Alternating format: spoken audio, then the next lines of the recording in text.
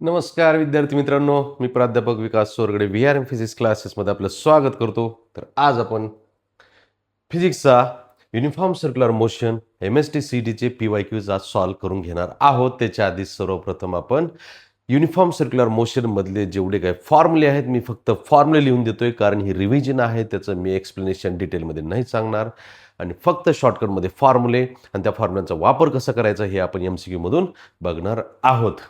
तर विद्यार्थी मित्रांनो, तुमचं फिजिक्सचं टेन्शन करणार खल्लास फक्त VRM क्लास. परत एकदा ऐका, तुमचं फिजिक्सचं टेन्शन करणार खल्लास कोण? फक्त VRM क्लास. लक्षात ठेवा. तर या टॅगलाईननुसार आपण चालणार आहोत.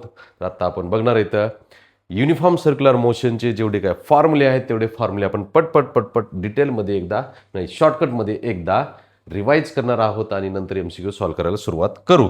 तर इकडे लक्ष द्या एकदा. विद्यार्थी मित्रांनो, आपला सुरुवातीचा फर्स्ट फॉर्म्युला आहे अँग्युलर व्हेलॉसिटी. कोणता? Angular velocity. त्याच्यासाठी सिम्बॉल आहे ओमेगा. हा आहे अँग्युलर डिस्प्लेसमेंट वरती डिपेंड. याच्या आधी अँग्युलर डिस्प्लेसमेंट माहिती असणं गरजेचं आहे. ते एक सिंपल लँग्वेजमध्ये सांगतो मी.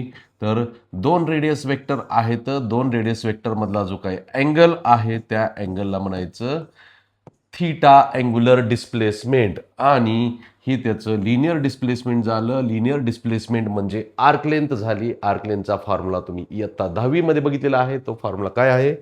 तर S = थीटा इंटू आर हा एक फॉर्म्युला यूज करायचा आहे. त्याच्यानंतर थीटा वन कंप्लीट सर्कलमध्ये असेल तर one circle total angular displacement किती होतंय? 2π एवढं होतंय. हाफ सर्कल असेल तर अँग्युलर डिस्प्लेसमेंट किती होतंय? पाय होतंय. पाय एवढं. Pi radian. हे सगळं रेडियनमध्ये आहे. त्याच्यानंतर दोन सर्कल जर कंप्लीट केलेले असतील, दोन रोटेशन्स कंप्लीट केलेले असतील तर अँगल किती झाला? 4π झाला. म्हणजे 2π डबल.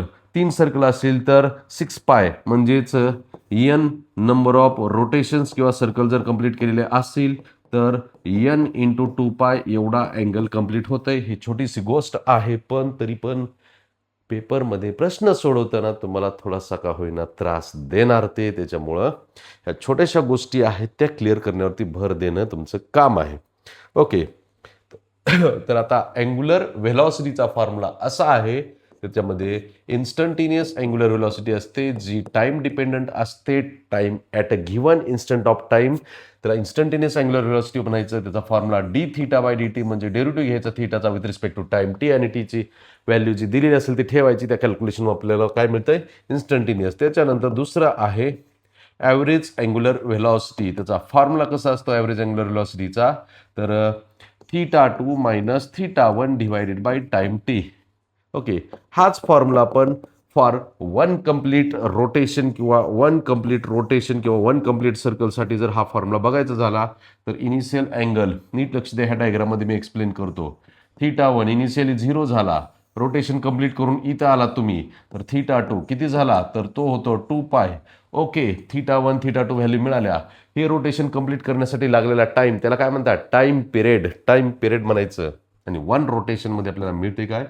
तर अँग्युलर व्हेलॉसिटी जी आहे ती व्हॅल्यू किती मिळते? Omega = 2π - 0 divided by capital T. Omega = 2π/कॅपिटल टी. आणि फ्रिक्वेन्सी दिलेली असेल तर फ्रिक्वेन्सी काय असते? Number of rotations completed in 1 second. Number of rotations per second is called frequency. ती लिहिली आपण. तर 2πn फ्रिक्वेन्सी आणि टाइम पिरियडचं रिलेशन जे आहे 2πf किंवा 2πn असं लिहा. 2π/t = 2πn. 1/t = n किंवा n = 1/t. टाइम पिरियड आणि फ्रिक्वेन्सी एकमेकांचे रेसिप्रोकल असतात. हे कॅल्क्युलेशनसाठी थिअरॉटिकली लक्षात ठेवा. सोप्या पद्धतीने एकदम समजतंय. तर एवढा पार्ट आहे बेसिक. त्याच्यानंतर आपण पुढचा पार्ट कंटिन्यू करू. जो पार्ट आहे याच्यामधलाच तो व्हेलॉसिटीचा दुसरा टाईप आहे. तो म्हणजे काय? तर नाही, व्हेलॉसिटी नाही. आता पुढचा पार्ट आहे आपला ॲक्सेलरेशन. बघा काय काय आहे. तर त्याच्यामध्ये फर्स्ट ॲक्सेलरेशन आहे अँग्युलर ॲक्सेलरेशन. त्याच्यासाठी सिम्बॉल आहे अल्फा. पहिलं कोणतं घेतलं? Linear acceleration. ओके. एकच मिनिट, सॉरी गडबड व्हायला लागलेली. आपण थोडंसं जरा जे सिक्वेन्स आहे तो थोडा चेंज करणार आहोत. याच्यामध्ये आपला पुढचा जो फॉर्म्युला आहे, relation between linear velocity and angular velocity is relation between linear velocity and angular velocity. Linear velocity म्हणजे त्याला दुसरं नाव आहे टँजेन्शियल व्हेलॉसिटी. लिनियर व्हेलॉसिटी ही टँजेन्शियलच व्हेलॉसिटी असते सर्क्युलर मोशनमध्ये. ओके, तर ह्यांचं रिलेशन असला formula V bar is equal to omega bar cross R bar. Vector फॉर्ममध्ये याच्यावरती भरपूर सारे क्वेश्चन विचारलेले आहेत. ओमेगा क्रॉस आर कसं फाइंड करायचं, तर डिटर्मिनंट मेथडनं फाइंड करायचं. वेक्टर फॉर्ममध्ये तुम्हाला व्हेलॉसिटीची व्हॅल्यू मिळेल. त्याच्यानंतर त्याचं मॅग्निट्यूड आहे ते V is equals to omega into R. ओमेगाच्या वेगवेगळ्या व्हॅल्यू आपल्याला माहिती आहे. तर omega is equal to 2π/t किंवा 2πn, जी व्हॅल्यू दिलेली असेल त्याच्यानुसार यूज करायची. हे आहे लिनियर व्हेलॉसिटी, म्हणजेच दुसरं नाव आहे त्याला टँजेन्शियल व्हेलॉसिटी नाव आहे, हे लक्षात ठेवा. ओके, आता आपण ॲक्सेलरेशनकडे जाऊ शकतो. ॲक्सेलरेशनमध्ये पहिला टाईप आहे अँग्युलर ॲक्सेलरेशन. थोडासा सिक्वेन्स चेंज झाला होता, गडबड झाली होती, आता गडबड नाही होणार. Angular acceleration. अँग्युलर ॲक्सेलरेशनमध्ये फॉर्म्युला जसं ओमेगाचे आहेत तसे अल्फाचे पण आहेत. तर त्याला इन्स्टंटेनियस ॲक्सेलरेशनची व्हॅल्यू जर फाइंड करायची असेल तर d⁻dt म्हणजे अँग्युलर व्हेलॉसिटीचं डिफरन्शिएशन घ्यायचं.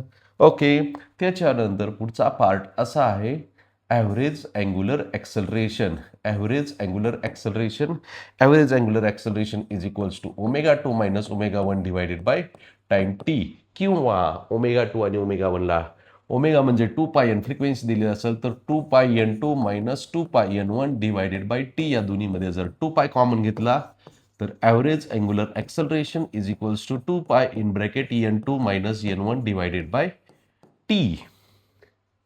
समजतंय? समजायला पाहिजे. ओके, नेक्स्ट पार्ट घ्या.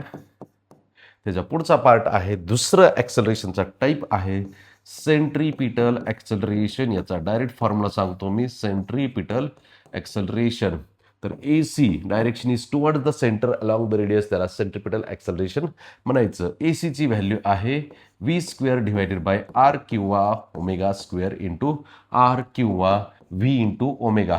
एवढे आहेत सेंट्रीपिटल ॲक्सेलरेशनचे फॉर्म्युले. आणि आणखीन एक आहे तिसरा टाईप आहे तो tangential acceleration. Tangential acceleration direction is along the tangent to the circle. त्याचा फॉर्म्युला जो आहे तो change in magnitude of velocity with respect to time. एवढाच फॉर्म्युला आहे. ओके, हे झाले ॲक्सेलरेशनचे टाईप सगळे. तर लिहून घ्यायचं विद्यार्थी मित्रांनो, स्क्रीनशॉट घ्यायचा आहे, फॉर्म्युले लक्षात ठेवायचा प्रयत्न करायचा आहे. ओके, त्याचा पुढचा पार्ट कंटिन्यू करू आपण. आता पुढचा पार्ट असा आहे, मी फक्त फॉर्म्युले लिहून देतोय. हा आपला शॉर्टकट फॉर्म्युला आहे, शॉर्टकट पार्ट आहे, ज्याच्यामध्ये आपण फक्त PYQs फोकस केलेले आहेत. ज्या विद्यार्थ्यांनी वर्षभर अभ्यास थोडाफार केलेला आहे, कंप्लीट केलेला आहे आणि रिव्हिजन करायचे आहे, त्यांच्यासाठी आपण हे कव्हर करत आहोत. आणि ज्या विद्यार्थ्यांनी 0 अभ्यास केलेला आहे त्यांनी जरी हे फॉर्म्युले परफेक्ट केले, फॉर्म्युले वाचायचे, लिहायचे, पाठ करायचे आणि फॉर्म्युल्याचा वापर कसा केला एवढं जरी लक्षात ठेवलं तरी तुम्ही फिजिक्समध्ये गॅरंटेड 90% जास्त मार्क्स घेणार CETला. एवढं लक्षात ठेवा. ओके, तर पुढचा पार्ट आपला असा आहे, ॲक्सेलरेशनचे सगळे टाईप झाले तर आपल्याकडं लिनियर इक्वेशन्स आहे. त्याच्यामध्ये इक्वेशन्स कायनामॅटिकल इक्वेशन्स म्हणून आपण, लिनियर नाही तर कायनामॅटिकल इक्वेशन्स असे आहेत आपल्याकडं. तर त्याच्यामध्ये फर्स्ट इक्वेशन आहे omega 2 is equals to omega 1 plus alpha T. Direct सांगतोय मी, आता कंपॅरिझन नाही करत मी. थीटा इज इक्वल्स टू, पुढचं इक्वेशन कोणतं सांगायला लागलोय, theta is equals to omega 1t plus half into alpha t². आणि तिसरं इक्वेशन असं आहे omega 2² is equals to omega 1² plus 2 alpha into theta. हे डायरेक्ट जमले पाहिजेत विद्यार्थी मित्रांनो. हे लिनियरमध्ये लक्षात येतात तुम्हाला. पाठ आहे ते येता 9वी 10वी पासून शिकत आलेले आहात. लिनियरमध्ये v is equal to u plus at, s is equal to ut plus half at², v² is equal to u² plus 2as. तेच सिमिलर टाईपमध्ये आपण हे सिम्बॉल घेतलेले आहे तर रोटेशनलमधले. ओके, या पद्धतीने हे झाले कायनामॅटिकल इक्वेशन्स. आता याच्यानंतर यातलाच पुढचा जो पार्ट आहे तो म्हणजे सेंट्रीपिटल फोर्सचा फॉर्म्युला आहे. आणि सेंट्रीफ्युगल फोर्सचा तर फॉर्म्युला तो सांगतोय, सेंट्रीपिटल ॲक्सेलरेशनवरती डिपेंड आहे. सेंट्रीपिटल आणि सेंट्रीफ्युगल फोर्स दोघांचा पण फॉर्म्युला सेम आहे, mv² डिवायडेड बाय r किंवा m omega square into R. या पद्धतीनं एवढे बेसिक लेवलचे फॉर्म्युले आहेत जे आपल्याला इथं सर्क्युलर मोशनमध्ये यूज होणार आहेत. आणखी याचे ॲप्लिकेशन्स असलेले काही फॉर्म्युले पुढे आले तर मी डायरेक्ट फॉर्म्युला लिहून देणार आहे. ओके, तर हे सगळं आधी लिहून घ्या विद्यार्थी मित्रांनो.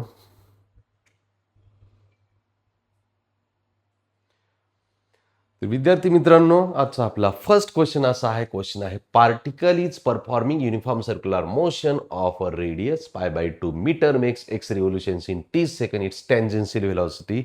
टेंजेन्शियल व्हेलॉसिटी म्हणजे लिनियर व्हेलॉसिटी विचारलं, हे लक्षात घ्यायचे. तर बघा इकडं जे दिलेला डेटा आहे त्याचा वापर कसं करायचा. रेडियसची value R is equals to π/2 metre दिले, सिम्बॉल वेगवेगळे दिले. तर makes X revolutions in 30 second. Frequency N is equal to x/t.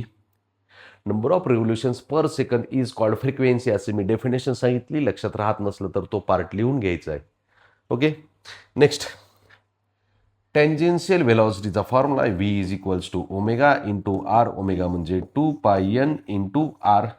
Okay, values symbols जे वेगवेगळे दिले आहेत ते v is equals to 2π into फ्रिक्वेन्सीची व्हॅल्यू आहे x/t इंटू रेडियसची व्हॅल्यू आहे π/2. या दोन व्हॅल्यू यूज केल्यानंतर आपल्याला 2 कॅन्सल झालेला दिसतंय.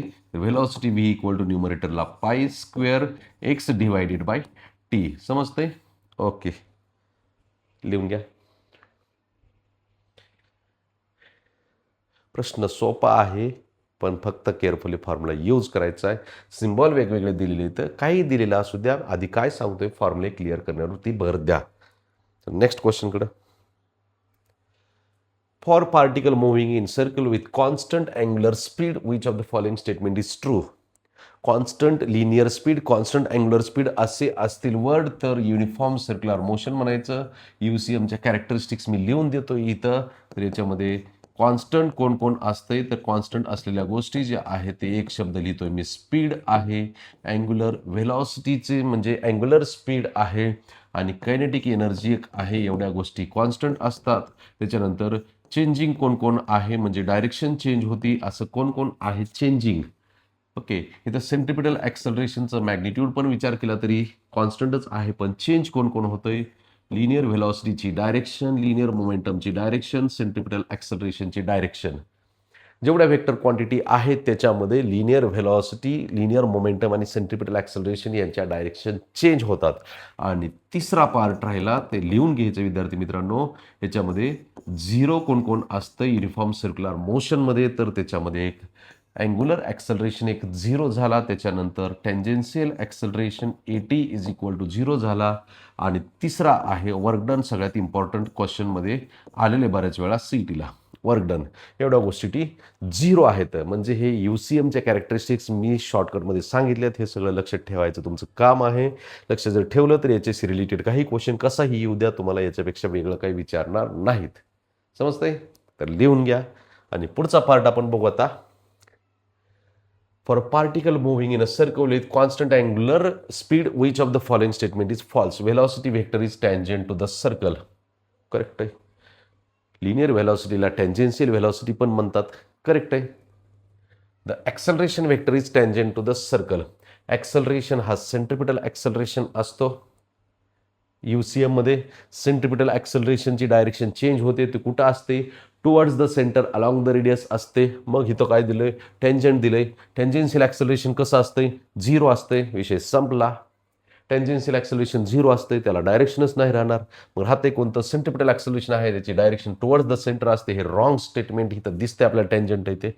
बाकीचं बघू. Velocity and acceleration vectors are perpendicular to each other. आहे, करेक्ट आहे. वेलॉसिटी वेक्टर कोण कोण म्हणतो नीट लक्ष द्या. Velocity tangent to the circle असते. ॲक्सलरेशन अलॉंग द रेडियस असते. नीट लक्ष द्या. व्हेलॉसिटी टेंजंट असते.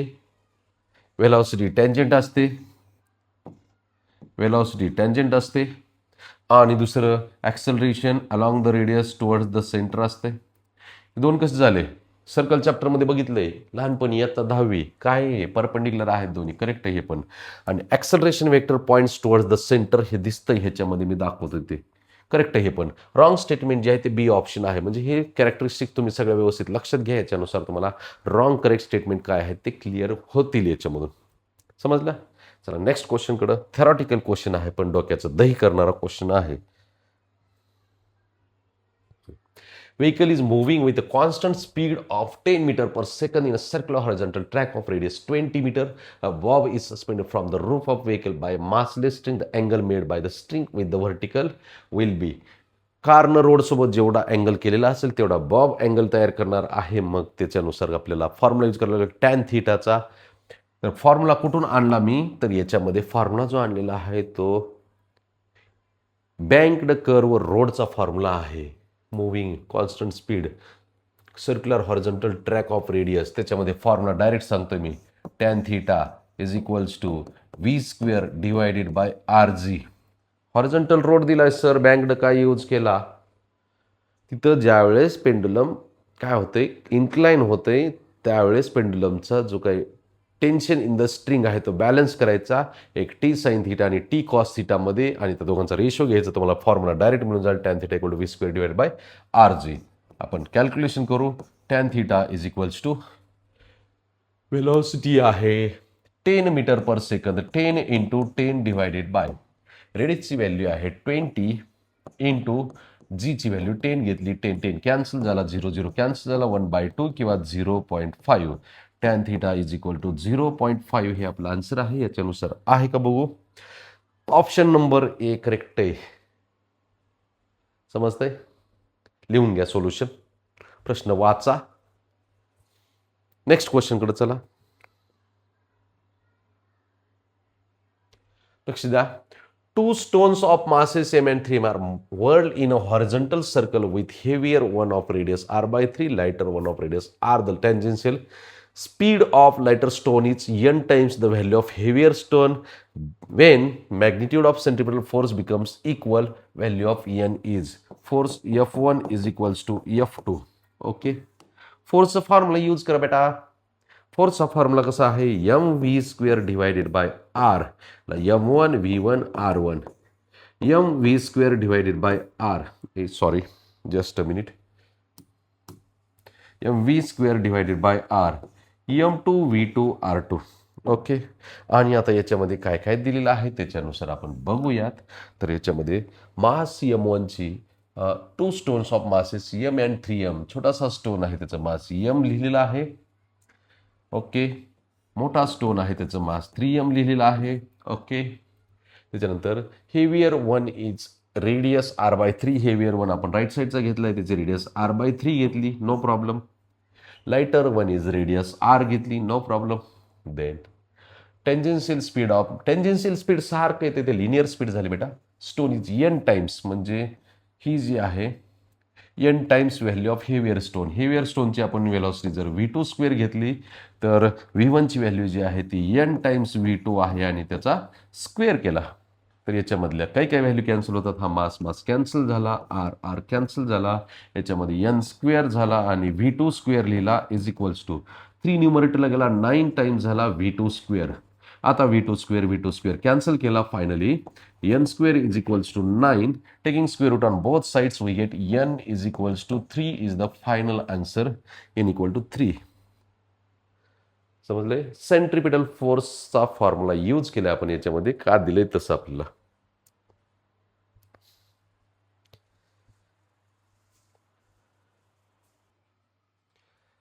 विद्यार्थी मित्रांनो, नेक्स्ट आपला क्वेश्चन असा आहे की an inextensible string of length L fixed at one end carries a mass M at the other end. दुरी आहे, एक दुरीला एका टोकाला एक दगड बांधलेला, गोल गोल गोल गोल फिरवला, मास M बांधलेला आहे. दगड नाही, फक्त मास M, हां दगड डोकं.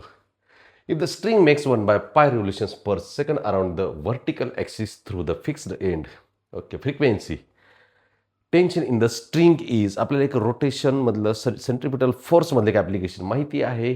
वन एंडला दोरीच्या जर दगड बांधला आणि हॉरिझॉन्टल सर्कलमध्ये रोटेट केलं, त्या ठिकाणी tension in the string is balanced by centripetal force, or centripetal force is balanced by tension in the string असं म्हणतात. तर ते लिहिता येते आपल्याला. T is equals to M into omega square into R. Okay, T is equal to मासची value तशीच ठेवली, ओमेगा म्हणजे 2πN, त्याचा स्क्वेअर आहे, इंटू R म्हणजे लेंथ L आहे. त्या दोरीची जेवढी लेंथ आहे तेवढं त्याचं रेडियस झाले. यम इंटू स्क्वेअर केला 4π² n स्क्वेअर नाही 2π इंटू एनची व्हॅल्यू आपल्याला माहिती आहे स्ट्रिंग मेक्स 1/π एवढी फ्रिक्वेन्सी आहे त्याचा स्क्वेअर आहे into L. M into pi value cancel झाली 2² 4 4 times M L T is equals to हे tension option C 4 mass into length 4 times. समजलं? लिहून घ्या. प्रश्न सोपा आहे, फक्त लेंदी आहे, वाचायला वेळ लागते, पण त्यातला गिव्हन डेटा जो आहे तो पटकन कळला तर सोल्युशन कळेल तुम्हाला काय करायचं ते. नेक्स्ट क्वेश्चन बघा रे. For particle in uniform circular motion UCM. पहिला UCM मध्ये काय करेक्ट आहे ते बघायचं आहे. लिनियर वेलोसिटी ऑलवेज रॅडियल नाही, linear velocity always tangent wrong झालं. Okay, linear velocity always tangent बरोबर आहे. Without change in its magnitude correct आहे. UCMची डेफिनेशन पुढं लिनियर ॲक्सेलरेशन ऑलवेज टेंजेन्शियल नाही. कसं असतंय मग linear acceleration? Radius along the radius towards the centre, along the radius towards the centre नाही लिहित. कशामुळं? सारखं सगळं लिहित बसतो काय? Along the radius towards the centre. Next linear acceleration always along the axis of circular path नाही. Acceleration म्हणजे सेंट्रिपिटल ॲक्सेलरेशन आणि टेंजेन्शियल ॲक्सेलरेशन असे दोन लिनियर ॲक्सेलरेशन्स आहेत. तर त्याच्यामध्ये टेंजेन्शियल ॲक्सेलरेशन हे 0 असते आणि centripetal acceleration is always towards the centre along the radius असते. म्हणजे ऑप्शन बी फक्त करेक्ट आहे, बाकीचे सगळे ऑप्शन रॉंग आहेत बेटा. Next particle rotates in a horizontal circle of radius r in a conical funnel with constant speed v. The inner surface of funnel is smooth. The height of the plane of the circle from the vertex of the funnel is. Okay, एक funnel म्हणजे conical object घेतलेली आहे, त्याच्यामध्ये एक object गोल गोल गोल गोल फिरवलं, त्याला छोटेसे object फिरवले तर ते किती हाईटपर्यंत फिरल असं दिलेलं आपल्या व्ही एवढ्या स्पीडनं फिरवल्यानंतर. कोनिकल फनेल घेतला असा मी बघा इकडं. त्याच्यामध्ये आपण आता डायग्राम ड्रॉ करायचा प्रयत्न करू. डायग्राम द्यायला पाहिजे होती, दिलेली असू शकते, आपल्याकडे इथं आलेली नाही डायग्राम. ओके, तर आता हा कोनिकल फनेलमध्ये ती ऑब्जेक्ट जी आहे ती किती डिस्टन्सला फिरती त्याची मी डायग्राम ड्रॉ करतो. आता इकडे लक्ष द्या बेटा. तर ह्या पॉईंटला इथं ऑब्जेक्ट अशी फिरत आहे, त्याची तिथं रेडियस किती आहे? स्मॉल r एवढी आहे आणि हाईट किती आहे त्याची? h एवढी हाईट आहे. ओके, हाईट विचारली आपल्याला, एवढ्या हाईटला इथं फिरतंय. आता इथं ऑब्जेक्ट फिरत असताना काय असेल ऑब्जेक्ट काय माहीत नाही, त्याच्यावरती एक नॉर्मल रिॲक्शन म्हणून एक फोर्स असतो n घेतला. त्या नॉर्मल रिॲक्शनला दोन परपेंडिक्युलर कंपोनंट्समध्ये रिझॉल्व करता येते बेटा. तर ते लक्ष दे इकडं. एक आहे हॉरिझॉन्टल कंपोनंट आणि दुसरा आहे व्हर्टिकल कंपोनंट. आणि व्हर्टिकली डाऊनवर्ड एक फोर्स असणार त्याला बॅलन्स करणारा. आता हा अँगल थीटा होतो, हा थीटा झाल्यानंतर हा 90 - थीटा होतो, त्याच्यानंतर हा पण थीटा होतो बेटा. समजतंय का? करेक्ट आहे. हा अँगल थीटा हा झाला 90 - थीटा, मग त्याला ॲडजस्टंट असलेला हा परत थीटा झाला का? परपेंडिक्युलर कंपोनंट घेतलेली तर हा थीटा, हा 90 - थीटा आणि परत हा नॉर्मल रिॲक्शन आणि हॉरिझॉन्टल कंपोनंटमधला अँगल थीटा झाला. परत हा 90 - थीटा होईल, पुन्हा हा थीटा होईल. गरज नाही तेवढी आपल्याला. आता याच्यामध्ये कोण कोणाला बॅलन्स करते? तर व्हर्टिकल कंपोनंट जो आहे तो झाला n cos थीटा आणि त्याचं वेट जे आहे ते वेट mg झालं. हॉरिझॉन्टल कंपोनंट आहे, मी इकडं थोडासा दूर ड्रॉ करतो. तर हॉरिझॉन्टल कंपोनंट आहे तो n sin थीटा. ओके, एवढा लांब नाही, इथपर्यंत रेडियसपर्यंतच आहे, फक्त मी लिहिता येत नाही म्हणून थोडा आउटसाईडला लिहिला. n sin theta. कोण कोणाला बॅलन्स करते ते लिहू आपण आता. तर मला असं दिसतंय, तर हा जो toward the centre along the radius component आहे तो सेंट्रिपिटल फोर्स म्हणजे किंवा सेंट्रिफ्युगल फोर्सला बॅलन्स करेल. म्हणजे n sin theta is balanced by centripetal force mv² divided by r. ह्याला इक्वेशन नंबर 1 नाव द्या. आणि दुसरा n cos theta is balanced by weight mg. ह्याला इक्वेशन नंबर 2 नाव द्या. दोन इक्वेशनचा जर रेशो घेतला तर आपल्याला रिक्वायर्ड व्हॅल्यूपर्यंत पोहोचता येईल. वेक्टर रिझोल्युशन समजणं गरजेचं आहे. थोडा वेगळा क्वेश्चन आहे म्हणून थोडं स्लोली चालू आहे. n कॅन्सल झाला. Sine theta upon cos theta is equals to tan theta is equals to right साईडला mv² डिवायडेड बाय r. आणि हा mg डिव्हिजनमध्ये मास कॅन्सल झालं तर फायनली मिळतं आपल्याला tan theta is equals to V square divided by R G. Tan theta संपलेलं नाही आपला आन्सर. तर आता याच्यामध्ये ह्या डायग्राममध्ये मला दिसतंय की थीटाची अपोजिट साईड रेडियस आहे आणि ॲडजस्टंट साईड हाईट आहे. म्हणजे इथून मी tan theta is equals to opposite side divided by adjacent side R by H हे लिहू शकतो. डायग्राममध्येच गेलो तर आपण tan theta is equals to R by H, R divided by H is equals to V square divided by R G. H find करायचं आपल्याला.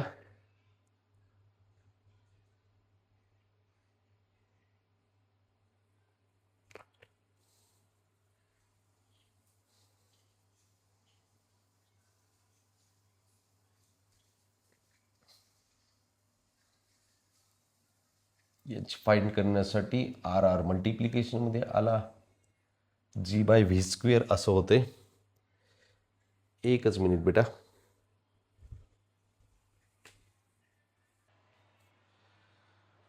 तर विद्यार्थी मित्रांनो, लिहिताना आपल्याकडून एक छोटीशी मिस्टेक झालेली आहे. मिस्टेक अशी झालेली आहे, अँगलचा ॲडजस्टंट कंपोनंट हा कॉस थिटामध्ये लिहितात आणि अपोजिट कंपोनंट हा साइन थिटामध्ये लिहितात. तर कॉस थिटा आणि साइन थिटाची पोझिशन चुकलेली आहे. मी एकदा डबल डायग्राम ड्रॉ करतो, त्याच्यासाठी मी सगळ्यांची माफी मागतो आणि पुन्हा एकदा सोल्युशन व्यवस्थित लिहितो, हे सगळं रफ करून. विद्यार्थी मित्रांनो, डायग्राममध्ये काही चेंज नाही. आता मी लक्ष द्या, परत एकदा एक्सप्लेन करतोय. हा अँगलचा ॲडजस्टंट कंपोनंट आहे, त्याला आपल्याला कॉस थिटा लिहावं लागेल. हे ज्यांनी लिहिता लिहिता करेक्शन केलेलं असेल 100% करेक्ट आहेत आणि हे एन साइन थिटा लिहितो. ओके, आता आपलं परत एकदा आन्सरकडे जाऊ. आपण काय लिहितोय, कोण कोणाला बॅलन्स करतंय, हे थोडंसं रॉंग झालेलं होतं. वर्टिकल कंपोनंट हा एन साइन थिटा येतो. हा बघा इकडं हा थिटा आहे, थिटाला चिटकून ॲडजस्टंट कंपोनंट हा कॉस थिटामध्ये असतो आणि अपोजिट कंपोनंट साइन थिटामध्ये. नेक्स्ट आता एन कॉस थिटा आणि N sine theta. N sine theta is equals to weight M G. Balancing change झालेला आहे, त्या चेंजनुसार मी लिहितोय. आता एन कॉस थिटा म्हणजे टुवर्ड्स द सेंटर हा दिसतोय इथं, हा टुवर्ड्स द सेंटर आहे. N cos theta is balanced by centripetal force M V square divided by R. ह्याला इक्वेशन नंबर 2 नाव दिल्या. दोघांचा रेशिओ घ्या. तर equation 1 divided by equation 2, N N cancel झाला. Sine theta upon cos theta equal to tan theta लिहिला. Tan theta is equals to न्यूमरेटरला M G लिहिला, डिनॉमिनेटरमध्ये M V square divided by R. न्यूमरेटरला गेला, मास मास कॅन्सल झाला. Tan theta is equals to G into R divided by V square. आता याच्यामध्ये ह्याला इक्वेशन नंबर 3 नाव दिलं. टॅन थिटाची व्हॅल्यू रिप्लेस करायची. टॅन थिटा इक्वल टू डायग्राममध्ये दिसते opposite side divide by adjacent side. Tan theta equal to R by H. Tan theta is equals to R divided by H. हा थोडासा extra part आहे, तो इथं लिहायचा आहे. R divided by H is equals to G into R divided by V square. R R cancel झालं. Next आपल्याला पाहिजे एच. एच तिकडं मल्टिप्लिकेशनमध्ये जाऊ दे, व्ही स्क्वेअर इकडं लेफ्ट साईडला, व्ही स्क्वेअर किंवा दोन्ही साईडचा रेसिप्रोकल जर घेतला तर आता असं मिळतं, याचा रेसिप्रोकल एच होईल, राईट साईडचा reciprocal V square by G. Mathematical लँग्वेजमध्ये याला म्हणायचं इन्व्हर्टेंडो. इयत्ता 9वी मध्ये बघितलं होतं इन्व्हर्टेंडो कसं करतात ते. H is equal to V square by G. तर याच्यामध्ये थोडीशी सुरुवातीला गडबड झाली होती, काही विद्यार्थी लिहिता लिहिता गडबडली असेल. आपण ते एडिट करणार नाहीत, पार्ट मिस्टेक झाली होती तर झालीच होती. आणि पुढं ज्यावेळेस आपलं आन्सर कुठलंच तयार होत नव्हतं, त्यावेळेस थोडंसं चेक केल्यानंतर, व्हिडिओ पॉज करून चेक केल्यानंतर आपल्या लक्षात आलंय की परत परत सांगतोय की अँगलचा ॲडजस्टंट कंपोनंट हा कॉस थिटामध्ये लिहितात आणि अपोजिट कंपोनंट म्हणजे परपेंडिक्युलर अपोजिट कंपोनंट आहे तो साइन थिटामध्ये लिहितात. समजते? चला next क्वेश्चनकडे. Particle of mass m performs uniform circular motion of radius r with linear speed v under the application of force F, EPM, V, R all increased by 20%. Necessary change in force required to maintain the particle in uniform circular motion. Force किती असेल नवीन? तर initial force तर बघू आपण किती आहे तो.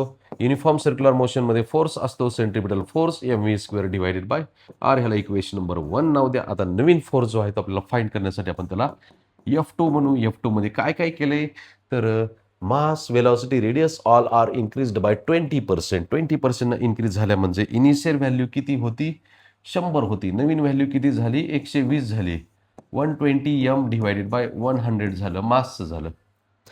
Okay, similarly व्हेलॉसिटीचं पण तसंच लिहावं लागेल. व्हेलॉसिटीची व्हॅल्यू किती झाली असेल तर 120 व्ही डिवायडेड बाय 100, पण त्याचा स्क्वेअर आहे, डिवायडेड बाय रेडियसची पण व्हॅल्यू किती झाली, तर रेडियस पण 20% इन्क्रीज झाली, म्हणजे 120R डिवायडेड बाय 100.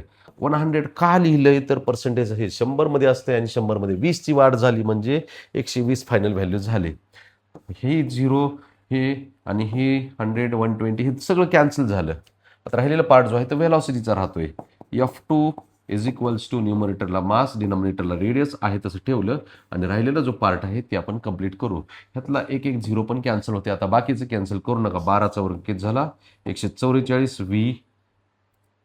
एकच मिनिट, थोडंसं वेगळं लिहू आपण कॅल्क्युलेशन दोन्हीचं. Just a minute. आता इथे लक्ष द्या.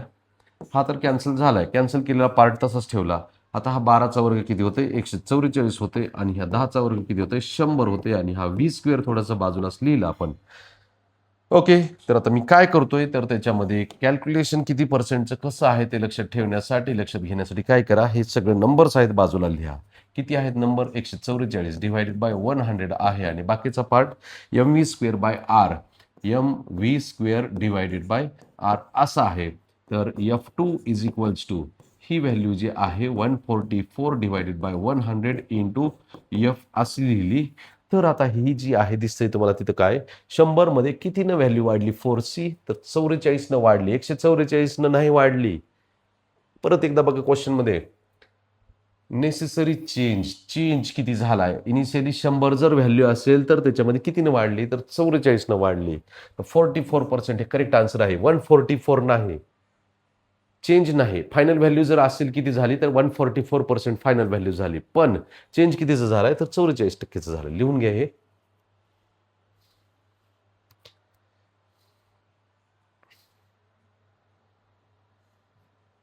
Next question बघा, for a particle moving in vertical circle of total energy at different position along the path always constant. Total energy, law of conservation of energy कधी change होत नाही, convert होती, transfer होती एका फॉर्ममधून दुसऱ्या फॉर्ममध्ये, पण चेंज होत नाही. सोपं. ओके, हा एक थोडासा चॅलेंजिंग क्वेश्चन आहे, थोडासा वेगळा क्वेश्चन आहे. ज्यांना हा क्वेश्चन या टाईपचा क्वेश्चन पेपरमध्ये सॉल्व्ह होणार त्यांचा रिझल्ट 100% बाकी विद्यार्थ्यांपेक्षा लांब जाणार रिझल्ट. पण सोपे चुकविताल ते एक होऊ शकते, तसं करायचं नाही. तर बघा इकडे काय म्हणते, particle starting from the rest, initial velocity ω1 is equal to 0 आहे. Okay, circumference of the circle of radius r with angular acceleration alpha, magnitude of the average velocity v average is equal to displacement divided by time असं आहे. Average velocity is equal to displacement आपल्याला S नाही दिसत, पण theta दिसते आणि R दिसते. S is equal to theta R divided by T, याला इक्वेशन नंबर 1 नाव दिलं. आता याच्यामध्ये आपण काय करायचंय, तर या टीची व्हॅल्यू फाइंड करणं गरजेचं आहे. त्याच्यासाठी अँग्युलर ॲक्सलरेशन अल्फा दिले. हे कॉन्स्टंट अँग्युलर ॲक्सलरेशन असतंय का, बाकी चेंज नाही झालेलं. पूर्ण सिलेबसमध्ये जिथं जिथं तुम्हाला कॉन्स्टंट ॲक्सलरेशन असा शब्द आलेला असेल तर तिथं करायचं कायनामॅटिकल इक्वेशनचा वापर करायचा आहे. ओके, तर आपल्याला इथं थीटा दिलेला असल्यामुळं सेकंड कायनामॅटिकल इक्वेशन यूज करू. Theta is equal to ω1t plus half into alpha t². कळतंय, समजतंय. थीटा इज इक्वल्स टू ω1 0 आहे, half into alpha into t². Okay, option सगळे थीटामध्ये आहेत आणि टाईमची व्हॅल्यू कुठंच दिसत नाही. टाईमची व्हॅल्यू फक्त रिप्लेस करू आपण. आता इथं theta is equals to half alpha t². 2 मल्टिप्लिकेशनमध्ये आणला, divided by alpha is equal to t². दोन्ही साईडचं स्क्वेअर रूट जर घेतलं तर स्क्वेअर रूटमध्ये 2 थीटा डिवायडेड बाय अल्फा. ही व्हॅल्यू इक्वेशन 1 मध्ये ठेवा, तुम्हाला ॲव्हरेज व्हेलॉसिटी मिळून जाईल. Put in equation 1. Average velocity is equals to काय मिळते, थीटा इंटू आर तसंच लिहिला, थीटा इंटू आर तसंच लिहिला आणि डिव्हिजनमध्ये जे नंबर्स आहेत 2 theta divided by alpha, square रूटमध्ये आहे 2 theta divided by alpha, reciprocal होईल.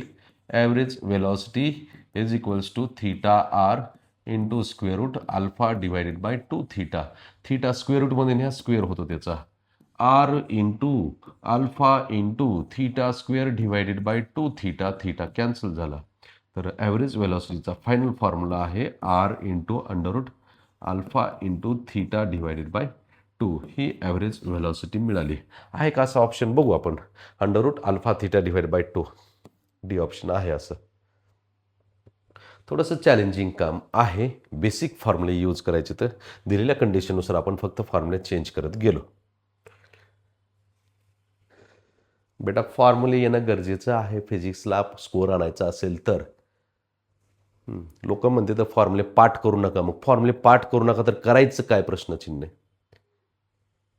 फॉर्म्युले पाठ बी करा, क्वेश्चन समजून घ्या, थिअरी समजून घ्या, पण फॉर्म्युले मात्र डेली रिवाईज करावं लागतील, डेली यूज करावं लागतील, तर ते तुम्हाला प्रश्न सॉल्व्ह होतील त्याच्याशी रिलेटेड. नेक्स्ट बघा.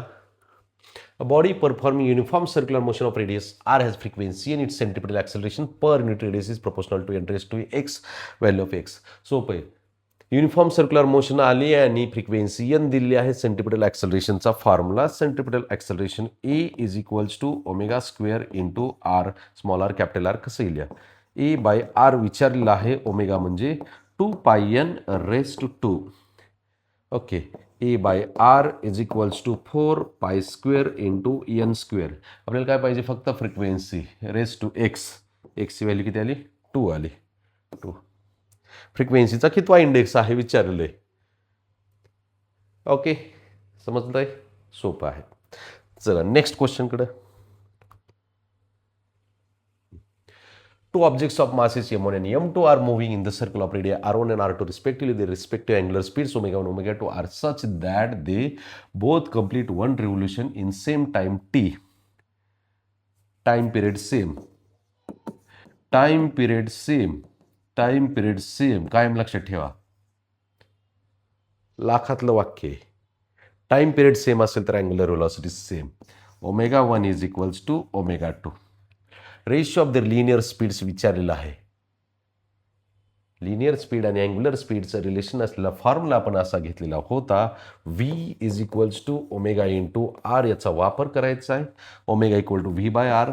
v1/r1 is equals to v2/r2. Okay. आपल्याला ratio of the linear speed विचारलेलं आहे. v1/v2 cross मल्टिप्लिकेशनमध्ये r1 cross मल्टिप्लिकेशनमध्ये r1/r2 एवढंच आहे. लय डोकं लावू नको बेटा. डोक्याचं दही करून घेऊ नको. काय करायचंय? साधे सिंपल गोष्टी आहेत, सिंपल फॉर्म्युले आहेत. मी सुरुवातीला लिहून दिलेले फॉर्म्युले काहीच अभ्यास केलेला नसेल तर फुल पाठ करत बस आणि दिलेले प्रश्न एकदा सोडवून काढ. एकदा नाही समजले डबल एकदा सोडव. CETला 100% स्कोर येणार. 2026मध्येच CET रिपीट करायची गरज पडणार नाही. ओके.